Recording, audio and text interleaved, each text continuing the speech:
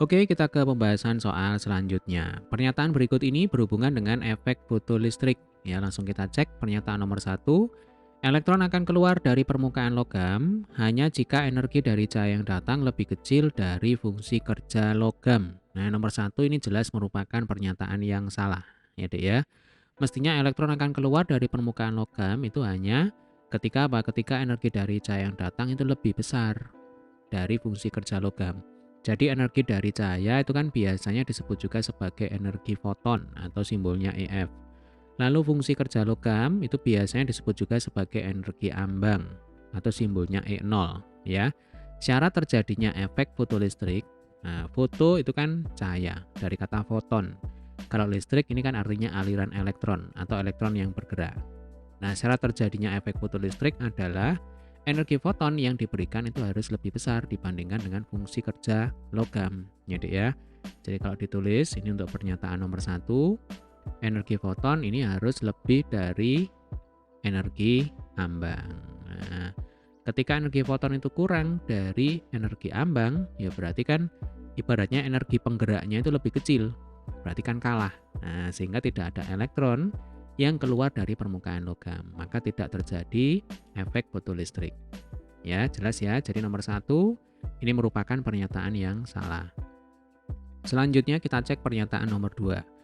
Tidak ada elektron yang dilepaskan oleh radiasi di bawah frekuensi ambang. Nah, tadi ada yang disebut sebagai energi ambang atau fungsi kerja logam, ya. Sekarang ada yang disebut sebagai frekuensi ambang. Jadi ceritanya begini. Ini untuk pernyataan nomor 2. Nah, sambil kita mengingat materi ya. Energi foton, ya rumusnya adalah EF sama dengan H dikalikan dengan F. H itu adalah konstanta Planck 6,6 kali 10 pangkat min 34.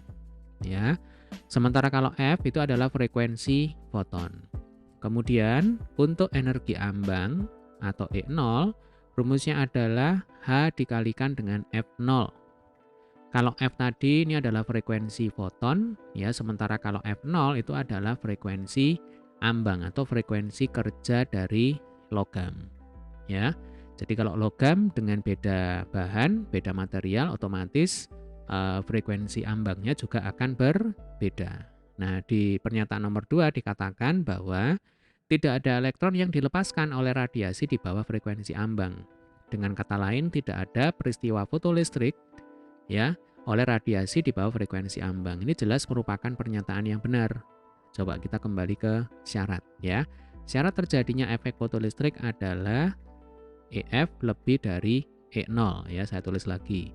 EF lebih dari E0. Nah, kalau rumus ini dan ini kita masukkan ya, berarti untuk EF kita ganti dengan HF ya. Kemudian untuk E0 kita ganti dengan HF0. Nah, ini hanya kan boleh dicoret. Ya, kiri dan kanan dicoret karena kan sama. Maka nanti kita akan dapatkan ini. F lebih dari F0.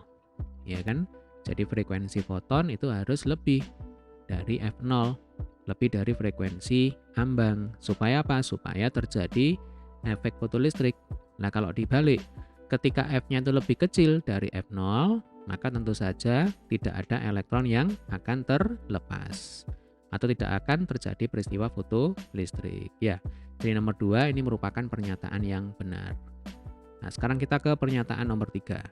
Jumlah fotoelektron yang dikeluarkan tidak tergantung intensitas cahaya yang digunakan.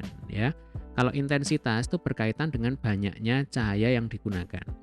Logikanya, ya, ketika terjadi peristiwa fotolistrik, intensitas cahaya itu berpengaruh terhadap jumlah fotoelektron yang keluar. Makin banyak atau makin kuat intensitas cahayanya, otomatis fotoelektron yang keluar jumlahnya juga makin meningkat. Nah, jadi nomor 3 ini merupakan pernyataan yang salah. Ya, intensitas cahaya itu mempengaruhi jumlah fotoelektron yang dihasilkan atau yang dikeluarkan. Oke, kita ke pernyataan nomor 4. Oh ya, ini kan pernyataan nomor 2, ini sudah benar. Kalau ini adalah tipe soal UTBK, sebenarnya untuk pernyataan nomor 4 ini nggak perlu dicek. Ya, ketika nomor 2 ini pernyataan benar, maka nomor 4 pasti juga merupakan pernyataan yang benar.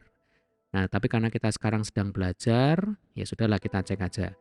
Jadi di pernyataan nomor 4 dikatakan, energi kinetik yang dipancarkan fotoelektron tidak bergantung pada intensitas cahaya.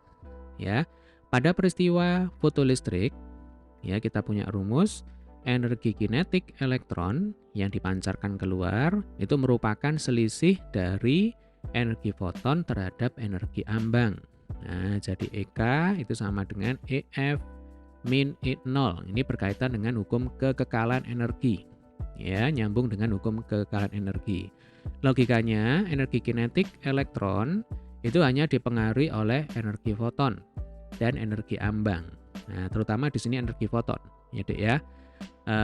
Ketika energi fotonnya itu naik atau besar, nah ketika energi fotonnya itu besar, maka logikanya nanti energi kinetik yang dimiliki oleh fotoelektron juga akan besar. Ya, ketika energi fotonnya itu kecil, maka energi kinetik yang dimiliki oleh fotoelektron juga ikut kecil. Nah, sama sekali di sini tidak terlihat bahwa intensitas cahaya itu turut mempengaruhi besar kecilnya energi kinetik yang dimiliki oleh fotoelektron. Jadi nomor 4 kesimpulannya merupakan pernyataan yang benar. Ya, berarti kalau ditanya pernyataan di atas yang benar adalah 2 dan 4 atau jawabannya adalah yang C. Baik, demikian tadi adalah pembahasan soal kita kali ini berkaitan dengan materi efek fotolistrik. Jika ada kesulitan, ada pertanyaan, silakan tulis di kolom komentar.